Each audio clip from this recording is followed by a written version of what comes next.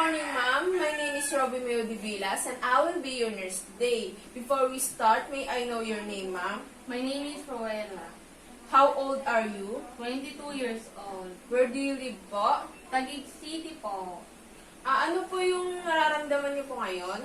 I have burning pain in the center of my chest, especially after eating, and I leave my urine between my trips to the bathroom.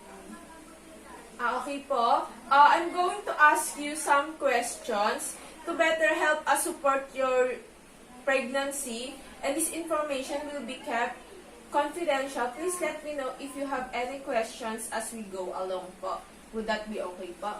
Yes. Okay. When was your first menstrual cycle? October 24, 2015. When was your last menstrual period? October 1, 2020. Is this your first time to get pregnant? Yes. How many times have you been pregnant? This is my first time. So that means po, wala po kayo anak ngayon, and dahil ito po ang first time nyo na mabuntis, tama po ba ako? Yes. So that means you don't have any miscarriages, stillbirth, or early infant deaths? Yes. Okay po. Did you have gestational diabetes, high blood pressure, depression, or postpartum depression with your pregnancy po? No. Do you have any problems or medical conditions related to pregnancy? No. The following question I ask everyone because they have to do with health and safety protocol. And also, I will ask you about it. Would that be okay po? Yes. Have you ever smoked po? No. In the last year, has your partner physically hurt you po? No. In the last month, have you felt down, depressed, or hopeless? No. Who can count for help or support during your pregnancy po? My family nurse. Okay, thank you very much, ma'am.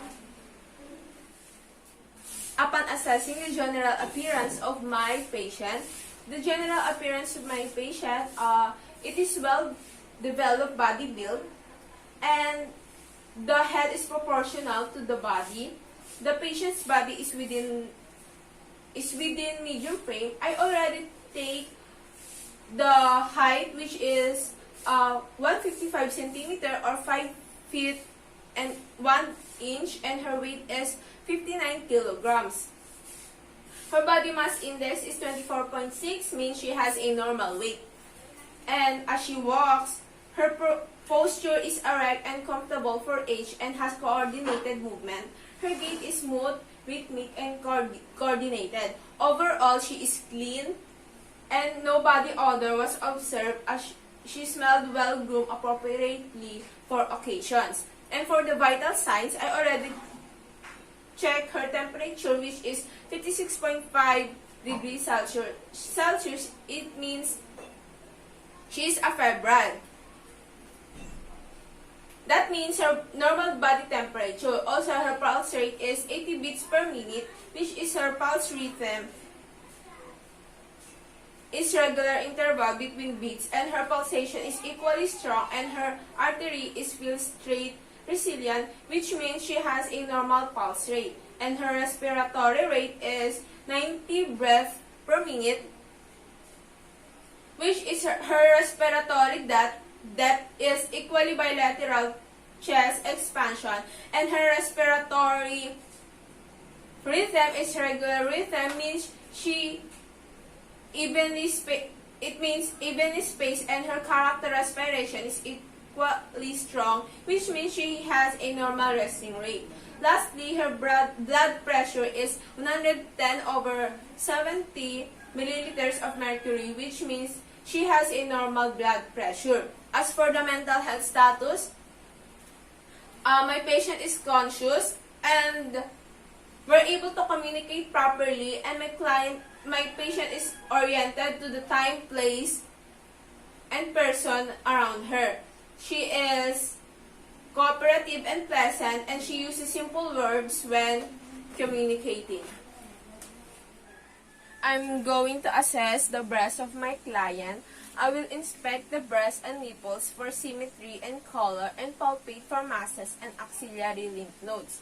And upon inspection of the breast, the breast and nipples, which is the nipples and areola are dark venous pattern is marked, and Montgomery gland is prominent.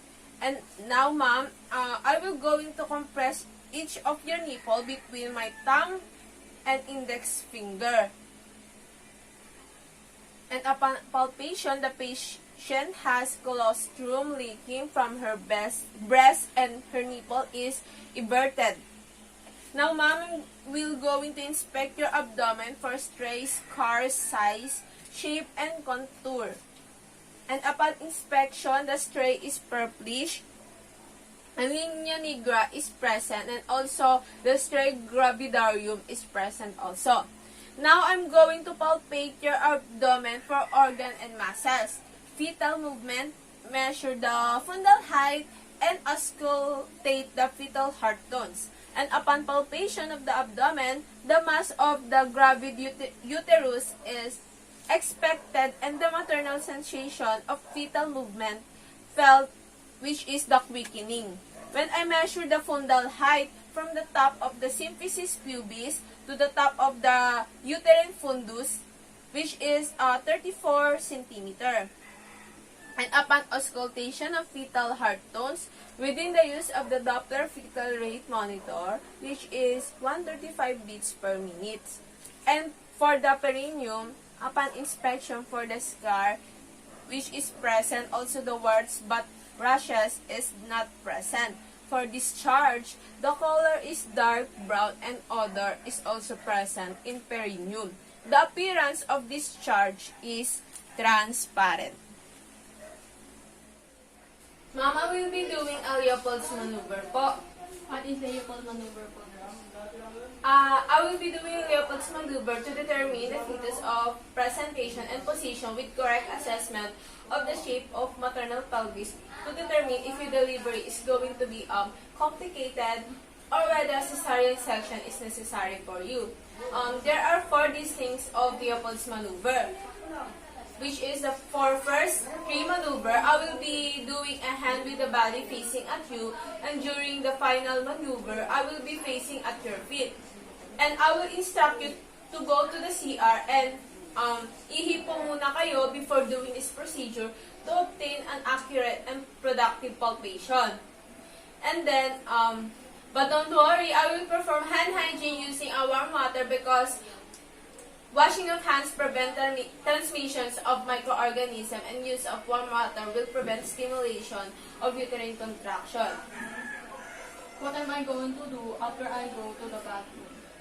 Ihiga po kayo, and then I will provide a privacy for you by using a divider and drape with a linen below your hips. And then I will position you in supine with knees slightly flex and place a small pillow under your right side because flexing the knees relaxes your abdominal muscle, and using a pillow will tilt your uterus of the vena cava. Would that be okay, ma'am? Yes. Okay, thank you po. As you said a while ago, there are 4 distincts of Leopold's maneuver. How each maneuver will be performed? For the first maneuver, it is called fundal grip po. I will be using both of my hands and palpate your upper abdomen. This is to determine the shape, size, mobility, and consistency of your baby's head, trunks, and bottom in order to get an idea of your baby's size and position. And then for the second maneuver, it is called umbilical grip. While still facing at you, I will apply now a deep pressure with the use of my hands to palpate your abdomen gently. And I will be placing my right hand on the side of your abdomen while using my left hand to feel your uterus on right side. And I will repeat this step on the opposite side of my hand. This is allow me to identify the location of your baby's back and small parts. And then I will place the diaphragm with the use of my stethoscope on the side where the fetal back is located, and I will count for 1 full minute wherein the location of the fetal heart tone. And for the third maneuver, which is called Pollick's grip, during this process, I will be using my fingers and thumb on the right hand to grasp your lower abdomen just above your birth canal to see if it is in the right position. This is to assess the fetal weight and amniotic fluid. And this is the last step for the maneuver, which is called pelvic grip. This step I will be facing at your feet. This process locating the fetus brow, which is the forehead, and I will gently move my fingers on both hands towards the pelvis, and I will slide my hands over the side of your uterus, and the side where the greatest resistance to my finger is the location of your fetus brow. This is to determine your baby's brow is located po. Do you have any questions po? None. Okay, thank you very much po. What are possible findings of each maneuver? The possible finding of each maneuver, first, the first maneuver is called fundal grip. If the baby feels the head feels hard and round with smooth surface of uniform consistency, which is meaning a very mobile and ballotable, whereas the bridge position gives sensation of the large nodular mass and its surface is uneven and ballotable and not very mobile. For the second maneuver, which is called umbilical grip, the fetal back is smooth, hard, and resistant. Then the knees and elbows of the fetus with the number of angular nodulation, and the number of fetal heart tone is 120 to 160 beats per minute is the normal. And for the third maneuver, which is the Polish grip, if it's not engaged or a movable body part will be felt, which is presenting part is the part of the fetus that is felt to be in closest proximity to your birth canal. And then lastly, for the fourth maneuver, if the head present one hand is arrested sooner than the other by a rounded body, which is cephalic position, while other hand descends deeply into the pelvis, hence the cephalic prominence is on the same side, a small part, then the fetus is in the vertex presentation. Also, in cephalic prominence is on the same sides back, then the head is extended and the fetus is in the face presentation po. Do you have any question po? None. Okay, thank you po.